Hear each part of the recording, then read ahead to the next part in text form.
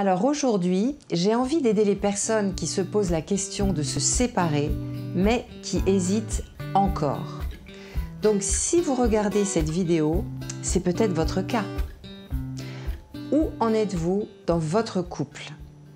Est-ce que vous ne vous supportez plus? Est-ce que vous avez la certitude que l'amour est mort entre vous? Ou est-ce que vous êtes en permanence dans le conflit?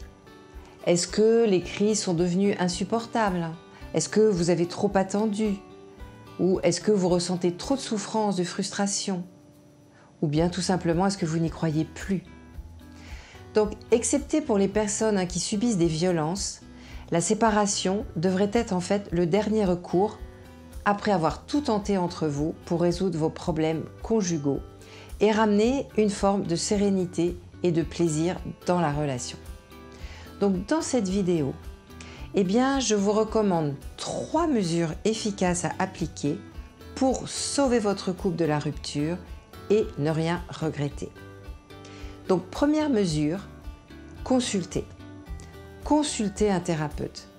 Si vous hésitez entre rester ou partir, il vaut mieux consulter un professionnel de la relation, comme le conseiller conjugal, qui vous aidera en fait à prendre votre décision en toute conscience et en toute sagesse. Donc, je vous invite chaleureusement, mais vivement, à trouver ce courage, le courage de tenter cette expérience qui va de toute façon être enrichissante et qui vous permettra d'alléger votre culpabilité. Deuxième mesure, exprimez vos sentiments à votre conjoint. Ne prenez pas tout seul ou toute seule la décision de rompre. Avant de partir, au contraire, trouvez le courage de partager vos sentiments, d'exprimer ce que vous ressentez à votre conjoint. Avant de parler de séparation, dites-lui ce que vous avez sur le cœur afin qu'il puisse se rendre compte que la situation est vraiment grave et qu'il puisse encore se pencher sur le problème pour rectifier le tir parce que tout est encore possible.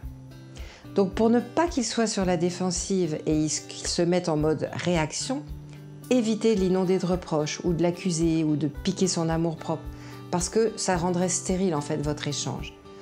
Au contraire, exprimez plutôt vos besoins, même si vous l'avez déjà fait, et voyez si votre partenaire serait d'accord cette fois pour accepter de les satisfaire ou bien est-ce que c'est vraiment trop tard. Troisième question, impliquez-vous dans la séparation. Troisième mesure. Si votre partenaire est réceptif au changement, à vos besoins, et puis s'il bouge, s'il prend votre détresse à cœur, faites le maximum pour vous impliquer vous aussi. Faites de votre mieux pour vous mettre au diapason avec lui et faites vous-même des efforts à la mesure des siens. S'il s'est donné la peine de satisfaire vos besoins, ne le repoussez pas. Acceptez les efforts qu'il fait pour vous et pour votre amour, même si c'est encore trop peu ou que cela vous semble dérisoire comparé à toutes vos attentes et à vos souffrances.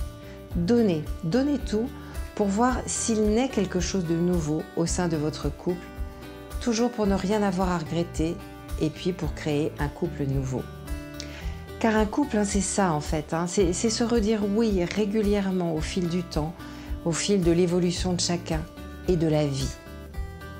Donc, pour ceux qui ne me connaissent pas encore, je me présente quand même. Je suis Ghislaine Meyer, conseillère conjugale, familiale et relationnelle.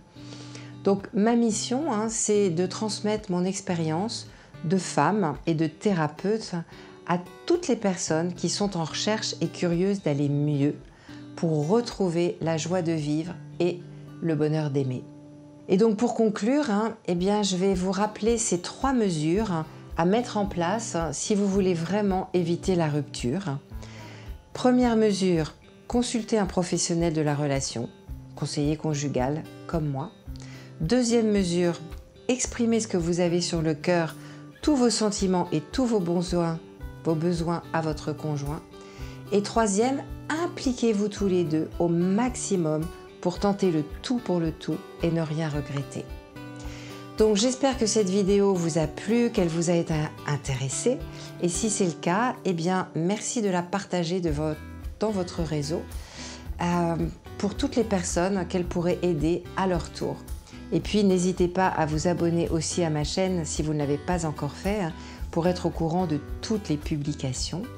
Et puis, merci de votre confiance et je vous dis à bientôt.